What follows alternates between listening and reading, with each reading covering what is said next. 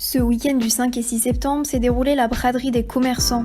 À la suite de l'annonce de l'annulation de la fameuse braderie de Lille annuelle, les commerçants semblaient avoir trouvé un plan B, faire de la braderie mais à l'intérieur de leur commerce. Le risque, lié à la crise sanitaire et à cette braderie modifiée, perdre de l'affluence dans les rues, ce qui s'est parfois remarqué. Pourtant, dans la galerie des tanneurs à Lille, on a comme vu un déjà-vu des braderies précédentes. Alors j'avais déjà fait une braderie mais pas à Lille, donc oui, non, et puis là on a Profusion, donc j'ai eu pas mal de ventes ce matin. Ouais. Cette année, particulièrement sur les conditions sanitaires, oui, il y a énormément moins de monde, ça c'est sûr. Je suis quand même assez surprise de voir quand même du passage comme ça, je m'y attendais pas. D'accord. Ouais. C'est ma copine qui a vu une annonce sur Facebook, tout par hasard, on n'avait pas projeté de faire la braderie. Et on s'est renseigné la semaine dernière, on a eu nos places et voilà. Ok, vraiment au dernier moment. Dernier moment, on s'est décidé la semaine dernière.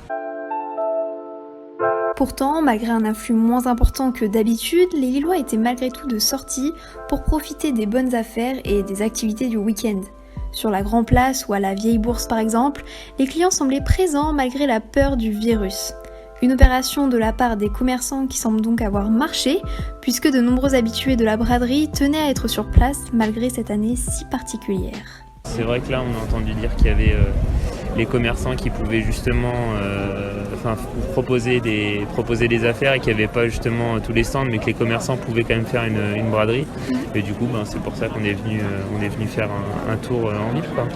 Moins de monde. Braderie de l'année dernière. Beaucoup moins de monde. Ouais, beaucoup moins de monde. Après, je pense que c'est la situation actuelle qui fait que.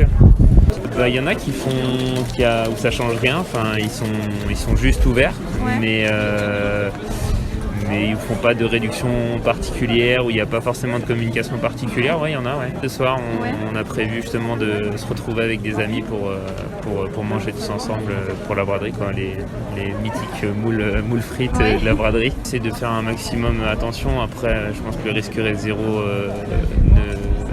n'existe pas. C'est masque, gel, et puis on essaye de faire de la distanciation sociale. Après, dans les rues, c'est compliqué, quoi. D'accord. Je pense que c'est pas hyper raisonnable, mais c'est pour ça qu'on va essayer de limiter un maximum. Nombreux étaient les personnes au restaurant ou au bar. Les clients profitaient entre autres du Welsh et des fameuses moules frites au maroilles. De nombreux spectacles et défilés ont été mis en place tout en respectant au maximum les distanciations sociales. Une braderie donc surveillée avec de nombreux policiers présents sur place pour contrôler le port du masque entre autres. Pour autant, cela n'a pas l'air d'avoir suffi puisque le dimanche 6 septembre, le département du Nord a été placé en zone rouge.